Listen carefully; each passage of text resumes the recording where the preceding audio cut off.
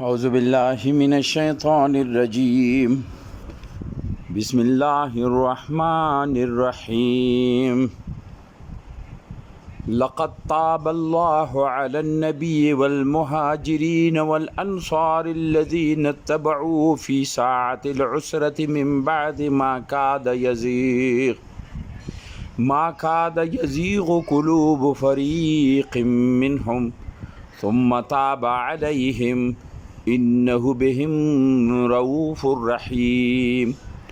وعلى الثلاثة الذين خلفوا حتى إذا ضاقت عليهم الأرض بما رحبت وضاقت عليهم أنفسهم وظنوا أن لا ملجأ من الله إلا إليه ثم تاب عليهم ليتوبوا إن الله هو التواب الرحيم. صدق الله العلی العظیم. انتہائی قابل احترام دوستانوں، سورہ توبہ آیت نمبر 117 اور 118 مطالعہ نن کوو. الله تعالی فرمایي چې لقد تاب الله معاف کړلو علی النبی خپل نبی والمهاجرین وهغه مهاجرین مسلمان والانصار وهغه انصار هم الذين اتبعوا في ساعة العسرة من بعد چې هغه د نبی ملګرتیا کړې ده مچا کړې ده مهاجرینو او انصارو فی ساعة العسرة په هغه دوران کې چې هغه ډېر تنګی کیو یعنی چې کله نبی صلی الله علیه وسلم باندې سخت وخت راغلی او لکه مهاجرینو د هغه ملګرتیا وکړه په هجرت دوران کې او په مکې کې انصارو هغه ملګرتیا وکړه په د بنیاد باندې چې بالکل ټول عرب مخالفت کیو هو مگر انصار ورسره ودرېدلو فی ساعة العسرة یعنی تنګی حالت کې معافي کړلو دا ټول من بعد ما کاد یزیغ قلوب فریق منهم د باوجود چې د دوی په زړونو کې لغونه میل راغلی و. اچھا دلته کې ځنونه پوی کو چې الله یې چې لقد تاب الله علی النبی نبی ما معاف کړلو په څه خبرې نبی نه څه غلطي شوی و نعوذ بالله داسې نه و. نبی صلی الله علیه وسلم باندې ورستو درس کې دا خبره به تاسو ته یادوي چې الله تعالی غزه کې ورته ویلو چې دا خلک چې تا ته راتللو د غزوه تبوک په سلسله کې او دای تا نه اجازه غوښتل تا اجازه ویلې ورکو تا ته اجازه نه ورکون پکار ځکه چې الله طرف نه تا ته دا اشاره ملو شوی و چې ته اعلان وکړه لہذا تا اعلان وکړو نو اوس تا از خود ته ویلې اجازه ورکو دا خو هغه موقع و چې دغه منافقین او مخلصین ما بلولو نو دلته هغه طرف ته اشاره ده چې هغه لغزش هغه کمزوري چې کومه شوی و حالانکه نبی صلی الله علیه وسلم یو رحم دل و په هغه بنیاد و خو دلته لای چې لقد تاب الله علی النبی الله نبی هم باغ خبرې نه بری کړلو والمهاجرین ومهاجرین هم والانصار او د مهاجرین او انصار څخه خبره وا الذين اتبعوا في ساعة العسرة چې هغه ملګرتیا کړې د دماغ نبی په هغه دوران کې چې ډېر سخت تنګ حالت و. نو تنګ حالت خو اوس پورې څومره وخت چې تیر شو بیا د جنگونو وکړلو جنگ احد جنگ خندق جنگ بدر دا تمام جنگونو کې هونین کې د بقاعده حصے خستی دا ټول دغه باوجود دلته کې الله تعالی دته وای شراویر کې چې دینه بعد متاسمم کې معاف کوي من بعد ما کاد یزیغ قلوب فریق منهم چې دې کې زنه خلق داسي و چې د غي زړونو کې لغونه میل څه مطلب ده یعنی زړونو کې یزیغ داسې یو غغونه راغلی کج لکه یو شک راشي اور داسې ګومو پوزیشن کې اختیار شي دا راغلی په ځنه مسلمانانو کې اگرچه مخلص وو اگرچه هغه کې ایمان مو دی هغه د مخلص د اخلاص وجنه د ایمان د مضبوطی وجنه هغه میل چې د زړه کې راغلی هغه باندې د کبو راغللو یعنی د کبو کړلو او د جنگ ته تیار شو ورنه دوکې داسې پیدا شوی چیر د پلانکایم پتی کیږي چلو که به موږ هم پاتې شو به هیڅ خبره نه ده نو دا نه مخ کې ډیر کړي دي هر جنگ کې لړو کې به د کې نه لړو دا نمونه خبرې دي د زړونو کې الله تعالی د زړونو نه چونکې خبرو لہذا الله تعالی هغه طرف ته اشاره وکړه چې دا شاین د تاسو زړونو کې نه ورتلن پکار خو لیکن چونکې تاسو اخلاص او بیا د موقع په وخت باندې د روانګۍ په وخت باندې دغه اصحاب دغه مهاجرین دغه مهاجرینو دغه اصحاب دغه اخلاص او د ایمان په بنیاد باندې هغه کچ خلفي چې د زړونو کې کم یو میل رغلی او یو شک و شبهه تزبزه به حالت دی باندې رغلی او هغې باندې کبو اخیستلو دی روان شو. نو الله یایي چې دې نه به هغې وجې نه ما دی معاف کړو. ثم تاب علیهم، مګر الله دومره مهربان ده چې بیا دی ما معاف کړلو، چې الله معاف ثم تاب علیهم، نو بیا هم الله دی معاف کړلو. انه بهم رؤوف الرحیم، ویلي چې الله د دی په معاملې کې ډېر رحم دله ده، دی سره رؤوف ته محبت کوونې والا ده، دی سره محبت او د مهربانۍ کوونې والا ده، شفقت محبت. لکه یو وړک سره کوي که نه، وړک هر څه کوي بچی خو تا ورسره لګیا وي، حالانکې هغه تا باندې ګزار وکړي، تا سره هر څه وکړي، خو لیکن تا هغه سره هغه شی نه کوي چې کوم عام غږ ویلي چې تا محبت وي ورسره، شفقت وي ورسره. نو دغه طرف ته رؤوف هغې ته یایي چې لکه الله یایي چې ما ډېر شفقت ته محبت ته. اوس مخکې یایي وعلى الثلاثة الذین خلفوا، او هغه درې کسان هم الله یایي چې ما معاف کو چې د چا معامله مو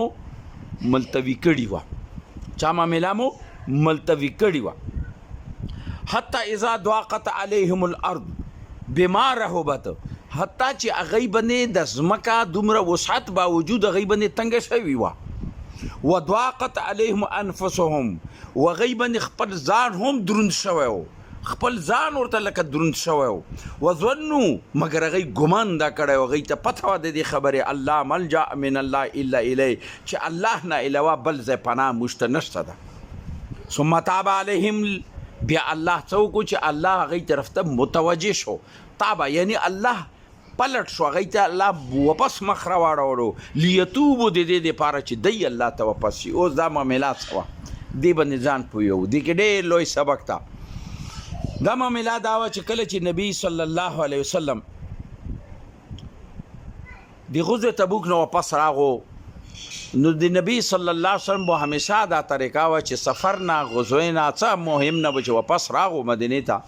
نو نبی صلی الله علیه وسلم به اول مسجد نبوي ته لاړو، جماعت ته به لاړو، هغه به 2 رکعته نفل وکړو، کې به نستو ملګري صحابه کرام به راو، بیا به هغه د بعد د کور ته تللو. نو دغسې څنګه چې نبی صلی الله علیه وسلم د غزوې تبوک نه واپس راغللو،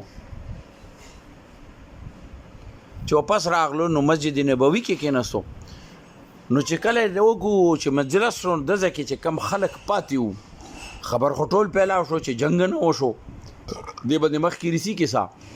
چیرې جنگ خو نه وشو، واپس راغللو، دا خو ټول خیر خیریت سره واپس راشو. نو منافقینو یو قطار جوړ کړلو،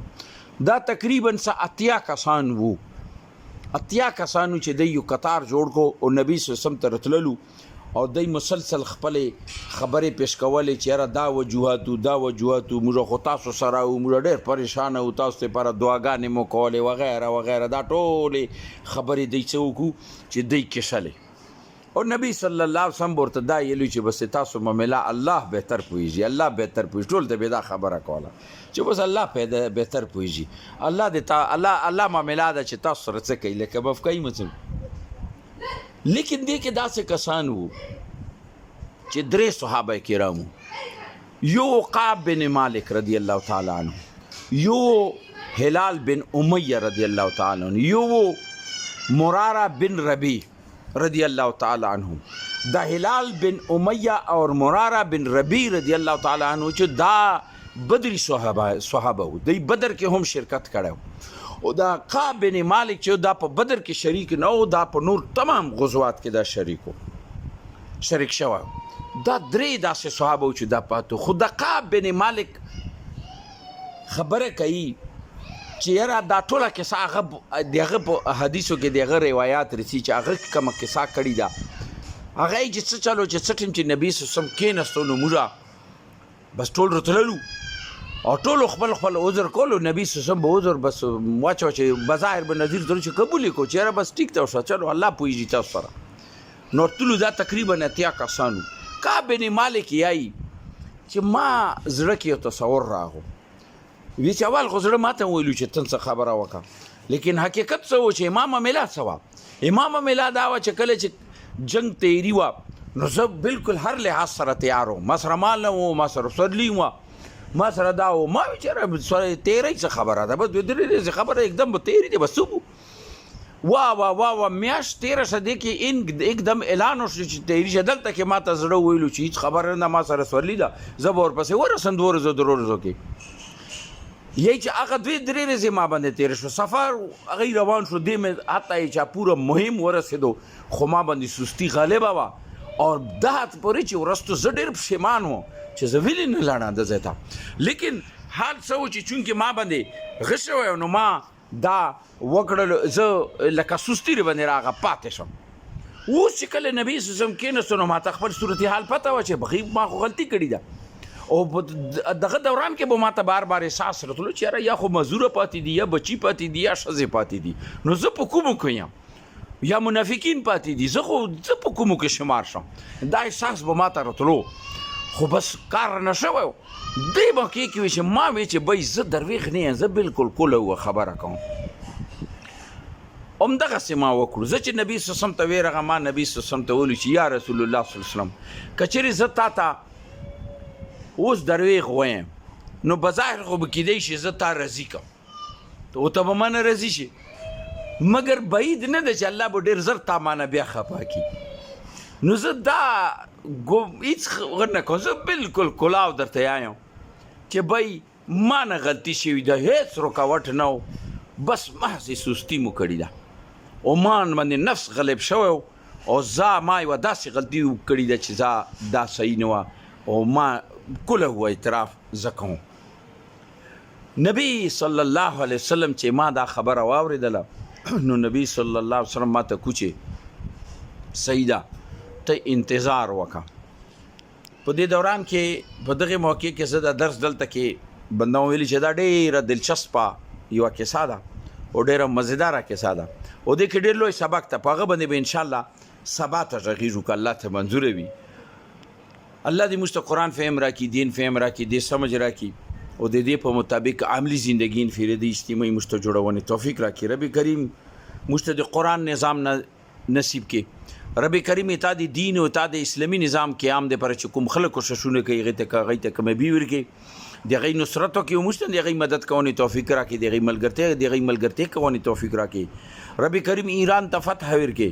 رب کریم ایران ته فتح ورکړي مسلمانانو ته فتح ورکړي اسلام ته فتح ورکړي کفر مغلوبه کې خدا رب کریم امریکا او اسرائیل مغلوبه کې رب کریم دنیا بر کې اسلام ته غلبه ورکړي کفر مغلوبه کې رب کریم د موږ څومره څوک بیماران یو هغو ته شفا ورکړي بېروزګارو ته روزګار ورکړي چا روزګار ته ټولو ته روزګار کې برکت واچوي بې اولادو ته اولاد ورکړي چا اولاد د ټول اولاد نیک او صالح وګرځوي رب کریم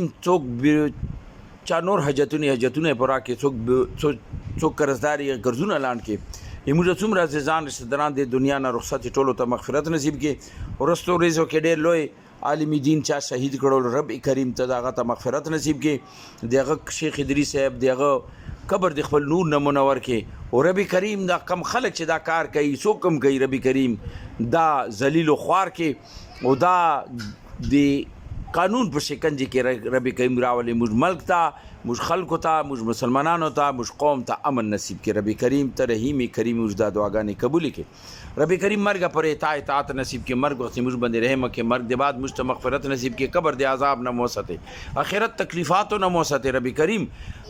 د حساب کتاب سختیو نه خپل پناه نصیب کړي د نبی کریم صلی الله علیه وسلم شفاعت قربت حوض کوثر نه موږ توبه نصیب کړي جهنم نه مو ساتي پولیس رات په لري موږ ته مور پلار ته خويندې ورونو ته عزیزانو ته دوستانو ته رشتہ دارانو ته آل اولاد ټول مسلمانانو ته خپل روشنی نصیب کړي رب کریم ته رحیم کریم مجدا دعاګانې قبول کړي اللهم صل وسلم علی عبدک ورسولک وحبیبک سیدنا محمد نبی الامي وعلى اله وصحبه بارك وسلم واخر دعوانا الحمد لله رب العالمين.